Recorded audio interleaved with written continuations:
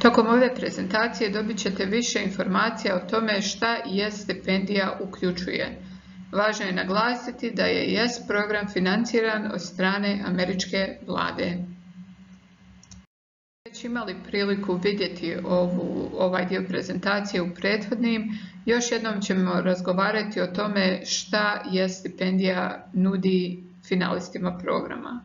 Kako smo već naveli, učesnicima finalistima programa pokriveni su troškovi vezani za putovanje iz Bosne i Hercegovine za Sjedinjene Američke Države kako bi učestvovali na programu i isto tako povratak iz Amerike u Bosnu i Hercegovinu.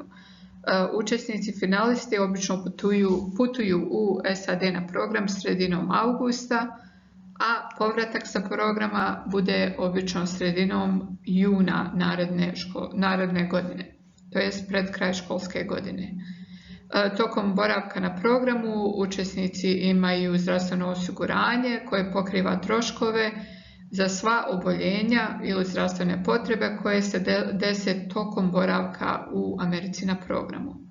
Učenici tokom boravka na programu imaju mjesečni džeparac od $125 koji oni troše kako njima odgovara, kako bi mogli učestvovati u društvenim aktivnostima ili kupiti sebi šta im je sve neophodno od ličnih potrepština. Osim toga, dok su učenici na programu u Sjedinjenim Američkim Državama imaju određeni fond putem kojeg mogu pokriti troškove vezano za učešće u recimo sportskim aktivnostima i svim ostalim vannastavnim aktivnostima dok su u Americi.